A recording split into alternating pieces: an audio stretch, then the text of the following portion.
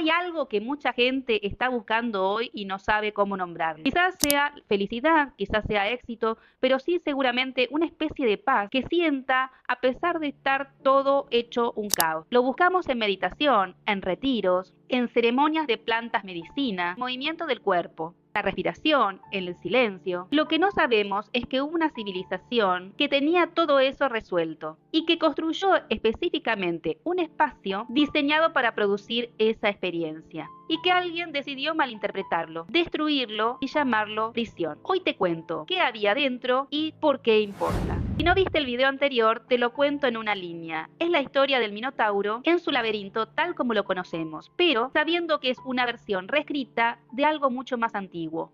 En ese video conté el mito y el giro. Acá vamos a ver qué había antes del mito.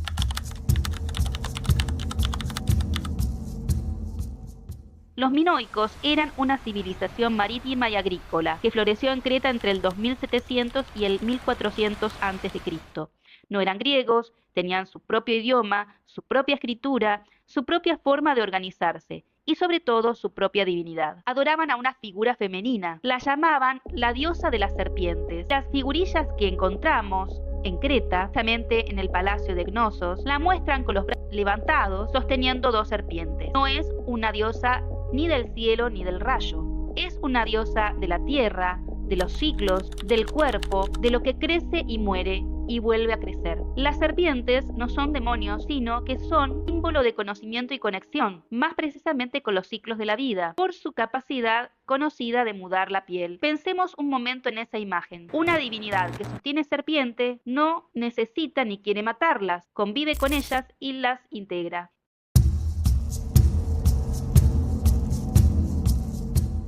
Cuando llegaron los pueblos indoeuropeos con su panteón de dioses olímpicos, con Zeus a la cabeza, dios del cielo y el rayo, no solo trajeron nuevos dioses, sino una nueva jerarquía. El cielo sobre la tierra, de sobre la naturaleza, la razón sobre el instinto, el orden sobre el ciclo.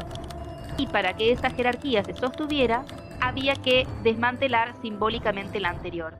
El toro era para los minoicos un animal sagrado, totémico, animal de danza y comunión. Se convirtió en el Minotauro, la bestia que hay que destruir, la bestia que devora jóvenes. La diosa de la serpiente, señora del laberinto, se convirtió en Ariadna, la princesa que ayuda al héroe, y después es una mujer abandonada. Y el laberinto, el espacio de transformación interior, se convirtió en la prisión de un monstruo. ¿Qué pasó? No se arrasó completamente con el símbolo, pero sí se lo reescribió para que diera miedo. Entonces, ¿qué pasaba en el interior del laberinto realmente?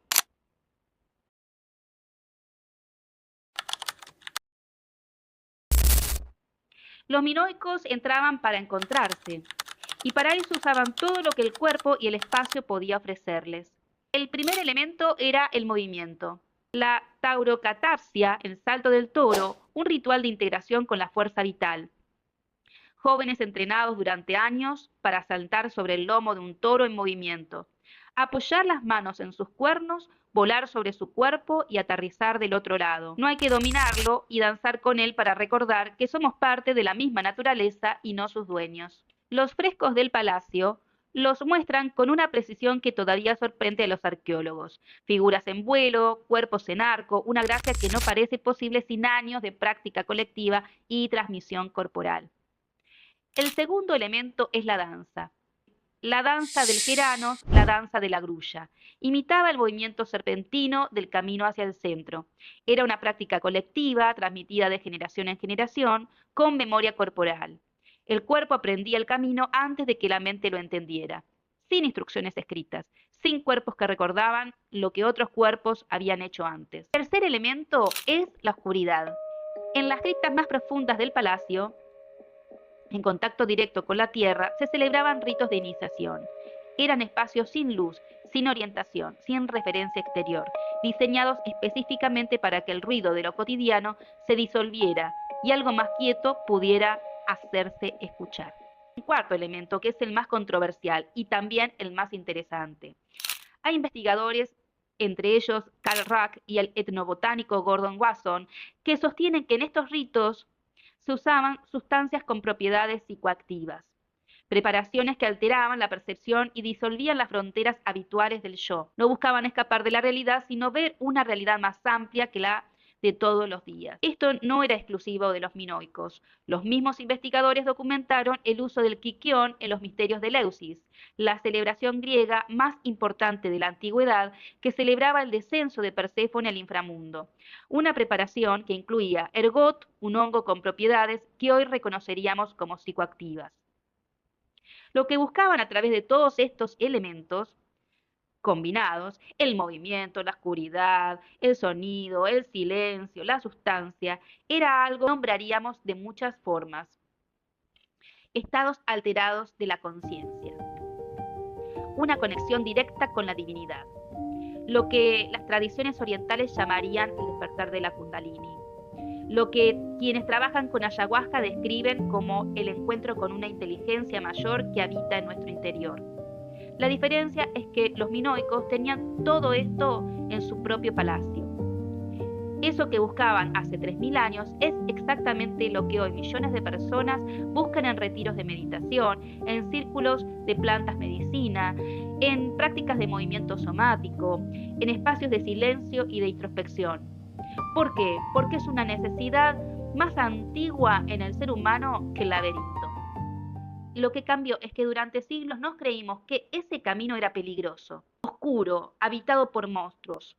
Alguien necesitaba que nosotros tuviésemos miedo de entrar.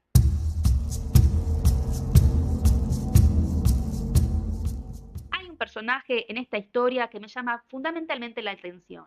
Es Dédalo, el arquitecto, el hacedor del laberinto, el que da soluciones. Tomó el laberinto y lo convirtió en una tecnología de ocultamiento. Reprodujo la forma sin entender para qué estaba hecha. Construyó algo tan perfecto, tan hermético, que él mismo quedó atrapado. Para salir se fabrica alas de plumas y cera, la solución más ingeniosa posible dentro de los límites de su propia lógica.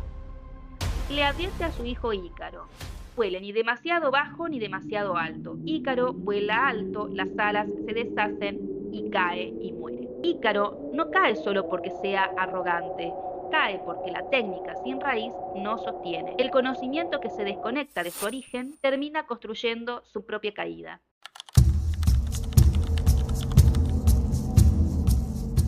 El palacio de Gnosos es el laberinto, pero los misterios de Eleusis son el laberinto como experiencia pura. Eleusis era la celebración más importante de la Grecia antigua. Durante casi 2000 años, cada otoño, miles de personas hacían el camino desde Atenas hasta Eleusis para ser iniciadas. Filósofos, artistas, gente común. El ritual era una inmersión. Los iniciados eran llevados a un espacio de oscuridad absoluta, sin velas, sin luna, sin ningún punto de referencia. Y en esa oscuridad debían atravesar algo que nadie después describió en detalle.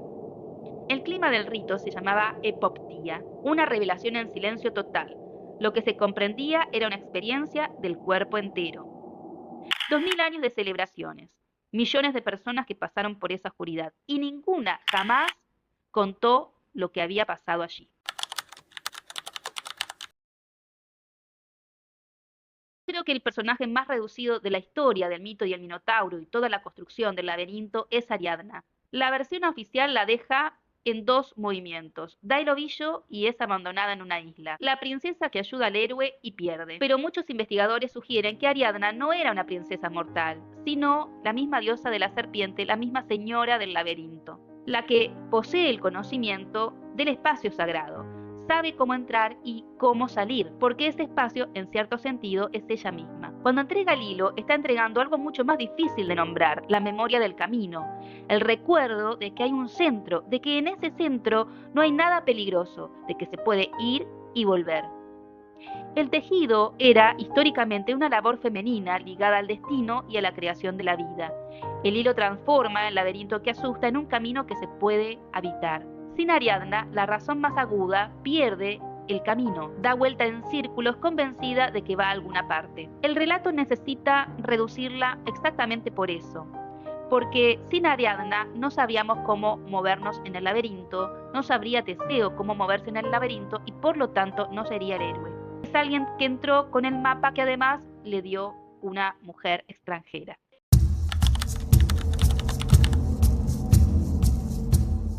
Recorrimos bastante en estos 2 videos. Pasamos por un palacio que respiraba, por 2 civilizaciones con dioses diferentes y opuestos, con rituales de experiencias que hoy diríamos que son experiencias místicas, por un arquitecto que se encerró en su propia obra, por una oscuridad diseñada para producir para que algo se viera con claridad, por una mujer que era demasiado importante para dejarla intacta. Y llegamos a esto. El laberinto nunca fue una cárcel. Esa versión se construyó para que tuviéramos miedo de entrar, para que pudiéramos quedarnos en la superficie, donde todo es ordenado, previsible, seguro. Pero la superficie no es el lugar donde ocurren las cosas importantes. Lo que los minoicos sabían, y estamos aprendiendo a descubrir de maneras muy distintas, es que hay un camino hacia adentro que no es peligroso. Es el camino más antiguo que existe. Lo recorrían con el silencio, lo recorrían con el cuerpo, con la oscuridad, con el movimiento, con la comunidad que también se animaba a entrar. Cada vez que cerramos los ojos y buscamos algo que no sabemos bien cómo nombrar,